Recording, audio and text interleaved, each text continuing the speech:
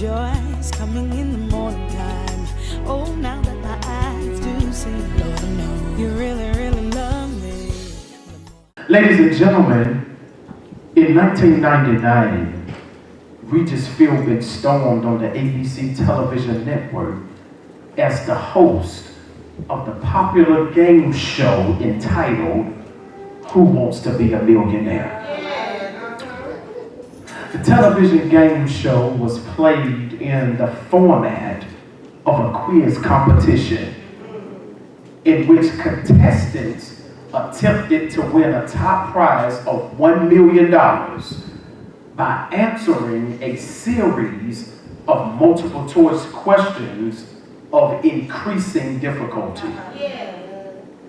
In the event that the contestant, also known as the person in the hot seat, when he came to a point of difficulty or complication, while endeavoring to answer the questions, they were offered 3 lifelines from the start of the game. In case you're not familiar with the show or the game, lifelines, my dear friends, served as forms of assistance for contestants who were unable to come up with the right answers for themselves. You had 3 lifelines, by the way, church. The first lifeline that was extended to a contestant was ask the audience. Ask the audience. This was when audience members were given the power to cast votes on the answer that they believed to be correct. It was a little tricky because, in my opinion, this was the most difficult lifeline to extract an answer from, because you were taking advice from people who were not an expert on the question. That was the first lifeline. The second lifeline, my dear friends, was 50-50. Out of the 4 answers that you were given to choose from, the 50-50 was when 2 incorrect answers were eliminated off the board, leaving the contestant with a choice between the correct answer and 1 remaining incorrect answer. That was the second one. The third one, my dear friends, the third lifeline was phone a friend. Many of you already know where I'm going with this.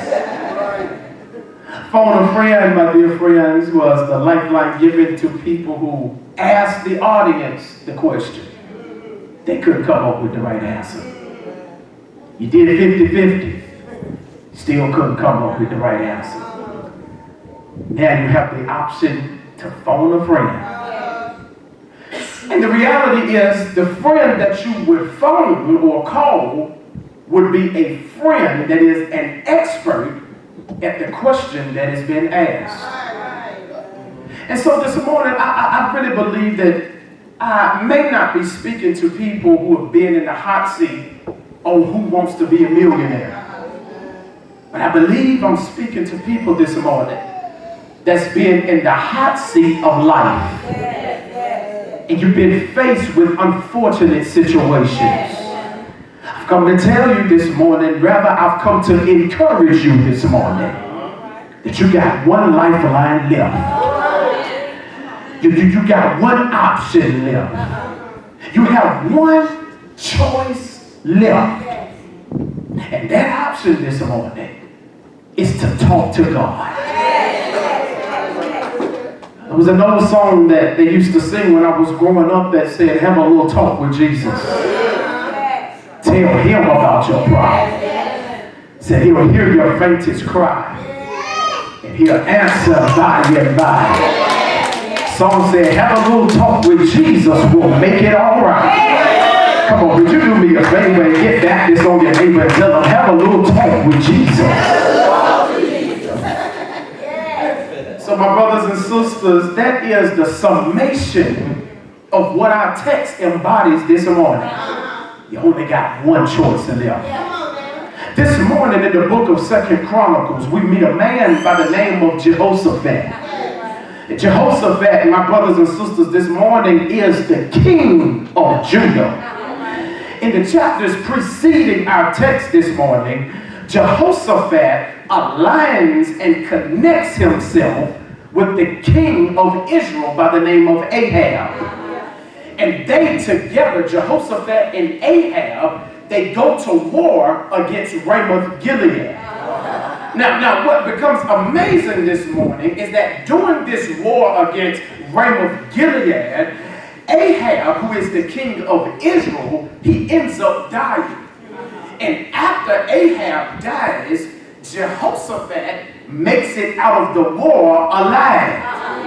Now that Jehoshaphat is still alive, there are three nations that have now assembled themselves together against Jehoshaphat, watch this, all because of who he is in alignment with and who he is connected to. Maybe I've lost you this morning. Maybe I've been talking just a little bit too much. Here it is. Jehoshaphat now have people who want to kill him, all because of who he's connected to.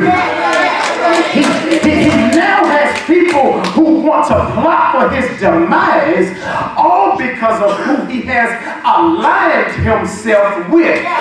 And may I submit to you this morning that sometimes the attack on your life comes not so much because of something that you've done so bad, but sometimes the reason the attack on your life is so heavy is because of some of the people that you have aligned and connected yourself to.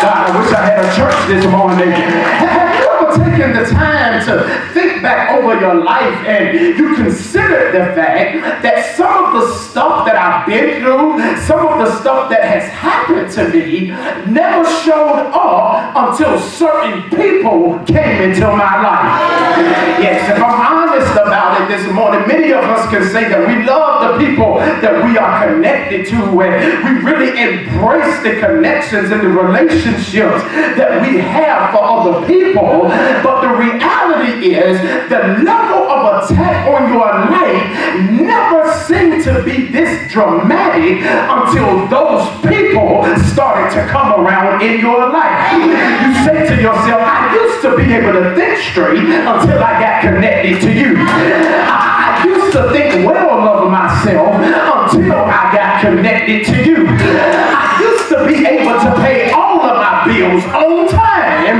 before I got connected to you. I used to go to church every Sunday before I got connected to you. I used to go to church every Wednesday before I got connected to you. I used to give people good compliments before I got connected to you. And if I'm honest about it, it seems that as soon as I got connected to you, my life did not take a turn for the better, but my life took a turn for the worse. And I've come to tell somebody this morning that the reason the attack on your life is so heavy is because of the people that you are connected to. The reality of our life, some of us this morning is we can say that I can do bad all by myself. I can struggle all by myself. I don't need anyone that I'm connected to bringing my life down further than what it already is. But I need somebody in my life who is going to bring value to my life. I need somebody in my life who is going to help me get what God has for me to go. Sometimes the connection is why your life is the way it is. Dear friends, sometimes connections aren't always good. Sometimes every connection isn't always good. But sometimes connections can bring hell in your life. Sometimes connections can bring discouragement in your life. Sometimes the wrong connection can bring dismay in your life. You ought to look around yourself and look around your life and ask yourself, why am I in this problem? Why am I in this situation? Is it because of the people I'm connected to? Is it because of the people I talk to every day? Is it because of the people I talk to on the phone? I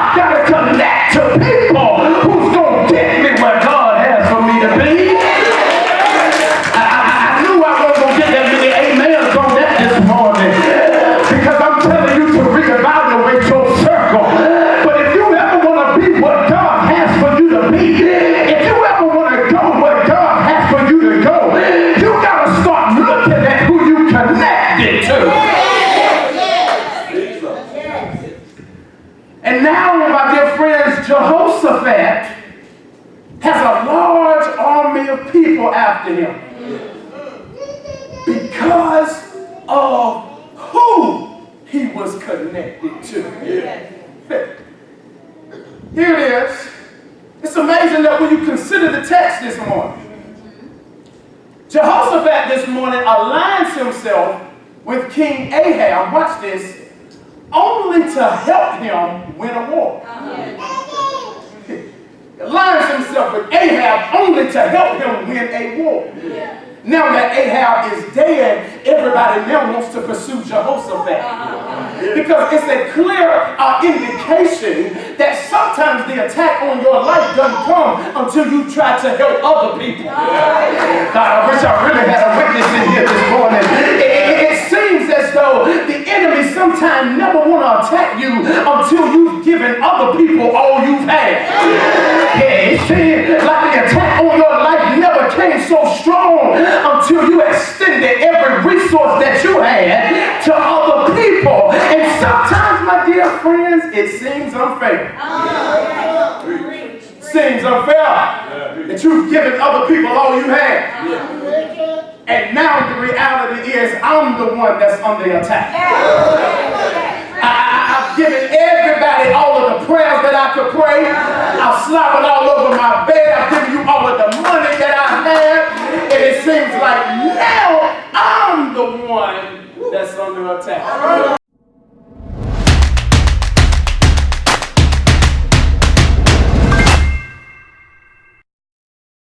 He worshiped the Lord.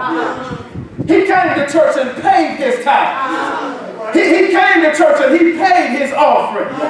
He gave to the needy. He gave to the poor. And now he's the one that's under attack. I really wish I was preaching to about 5 real worshipers this morning that can say, God, I do everything you asked me to do. I do everything that your word tells me to do. I'm obedient to your word. And dear Heavenly Father, today it feels like I'm the one that's under attack. Everybody in my life is doing what they want to do. Everybody living their best life. Everybody going on about their business, leaving me behind. And I'm the one that's sitting here holding the bag. And I feel like it's unfair because I come to church every day. I stand at the back and I usher every Sunday. I play the keyboard every week. I preach to your people every week. And now I'm the one that's struggling and under attack when I've been faithful. But heavenly faithful people that's under attack this morning. Come on, do my heavenly faithful people that's under attack. I'm going to give you 10 seconds right here to just cry out unto God and say, God, I need your help. Come on, if you know you've been under attack, come on, if you know the last 6 months have been some of the worst months you've seen this year, come on, cry out unto God. God, I need your help. What happens when the person who's been helping everybody else can't get no help? I've been giving everything to everybody else and now no one can give me anything. I've been doing everything everybody else wanted me to do and now I'm the one who's under attack. If everybody else got money, now I'm the one that ain't got no gas. What happens when the encourager needs encouragement? Encouraging everybody else. Now I'm the one that needs encouragement, and I can't find nobody who's able to impart some spiritual life into me.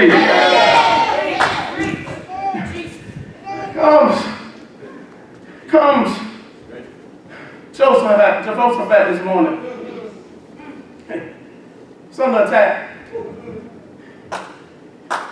He aligned himself with King Ahab. And now because of his connection to King Ahab, people want to attack him. Watch this. He got people coming to him this morning. It says, Jehoshaphat, you getting ready to be under attack, my brother. You You have an army who has assembled themselves together against you. And Jehoshaphat, they on their way. They're coming right now. Watch this. I can imagine the mindset elderly of Jehoshaphat.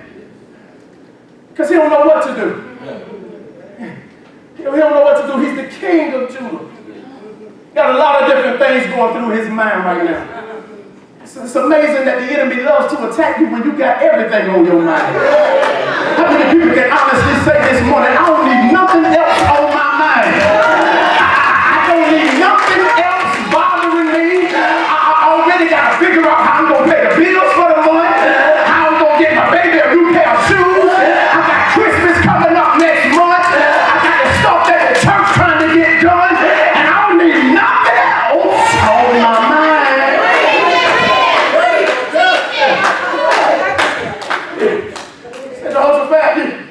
They come in Jehoshaphat. They on their way. You look at verse number 3 this morning, my dear friends. Something interesting jumps off of the page. It says that when Jehoshaphat begins to hear the news of the army and the attack that is getting ready to invade his life. Watch this.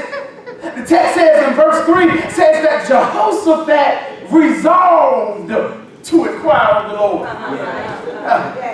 He resolved to inquire of the Lord. He got a lot on his mind this morning.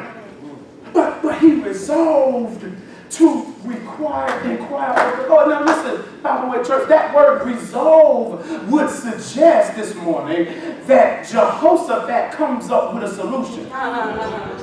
He comes up with the solution to talk to God about his situation. Now, you first have to understand and put it in context that Jehoshaphat is the king. He is the king this morning. Watch this. So he has a lot of people who are in his ear. He got all these people, somewhat like the president. He got the chief of staff. He got all of these people who are trying to give him insight on how to handle the situation. Watch what the text says Jehoshaphat does. It says he resolved to inquire of the Lord. Hear this, he battled within himself. He battled within himself. Why?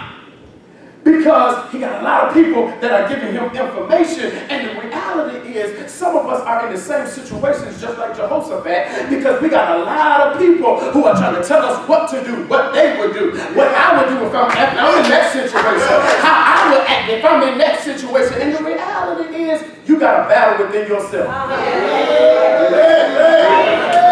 You battling within yourself. Because you really want to listen to what your friends say.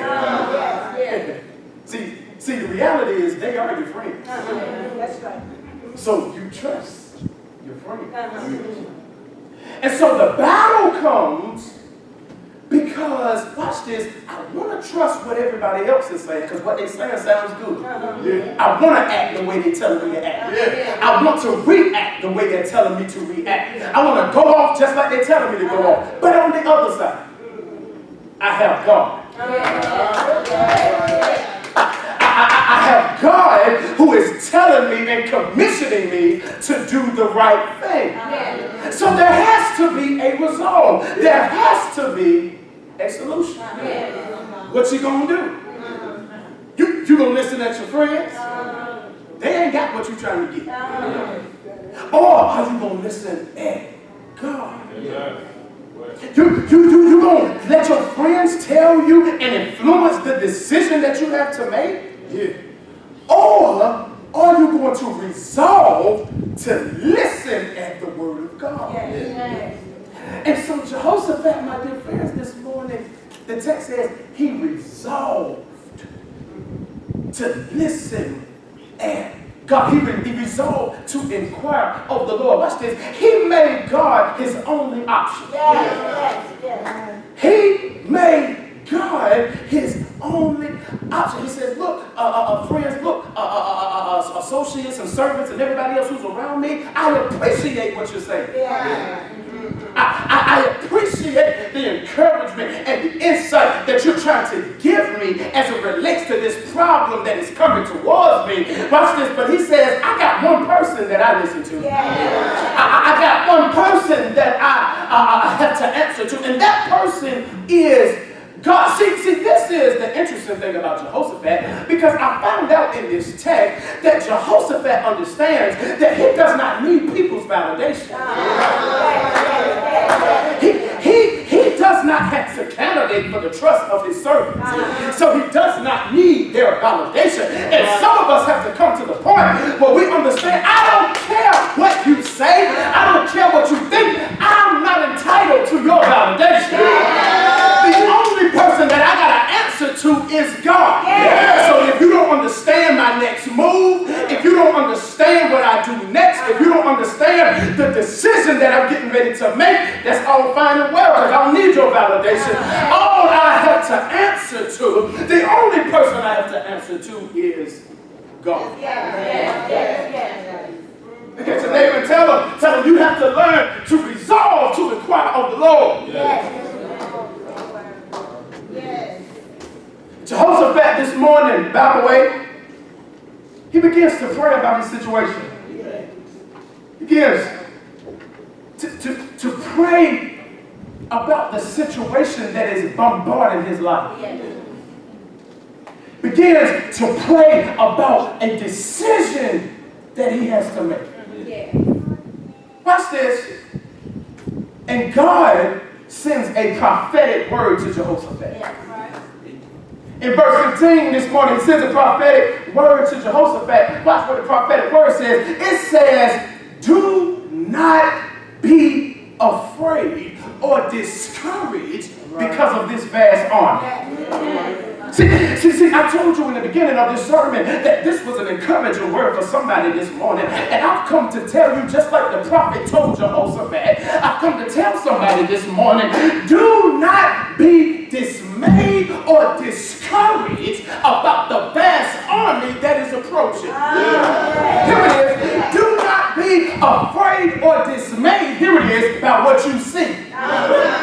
Because the enemy is trying to distract your mind by what you see or what you don't see. And I've come to tell somebody, don't be discouraged by what's on the front of your face, but you have to hold faith unto God that God knows what's best and he's going to get me where I need to be. The enemy wants to discourage you by what you're looking at.